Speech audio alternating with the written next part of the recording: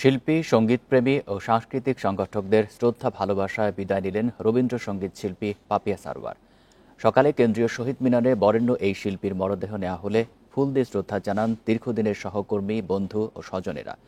এরপর মরদেহ নেওয়া হয় ধানমন্ডির ঈদগাহ মাঠে। সেখানে বাদ-জুমা জানাজা শেষে বিকেলে দাফন করা হবে বনানী কবরস্থানে।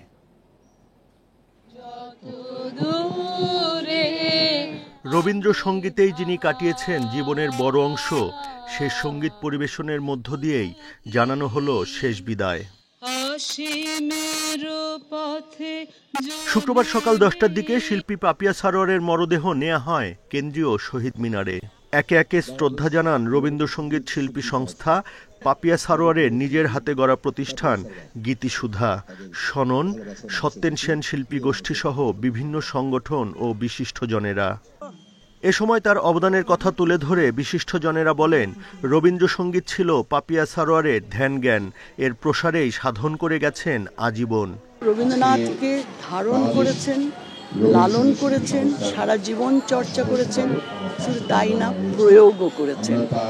৭১-এর স্বাধীনতার পর শান্তিনিকেতনে রবীন্দ্রসঙ্গীত নিয়ে উচ্চশিক্ষা নেন পাপিয়া সারোয়ার। দেশে ফিরে সঙ্গীত নিয়েই কাজ করেন নিরলসভাবে। ২০২১ সালে অর্জন করেন ২১ পদক। পাপিয়া সারোয়ারের প্রতি আমাদের অকৃত্রিম শ্রদ্ধা আরেকটি কারণে, তিনি রবীন্দ্রনাথের যে বেছানো পথ, যে আদর্শ, সেটি থেকে কখনো বিচ্যুত হননি। বৃহস্পতিবার সকালে রাজধানীর একটি বেসরকারি হাসপাতালে মারা যান ক্যান্সারে আক্রান্ত শিল্পী পাপিয়া সারোয়ার।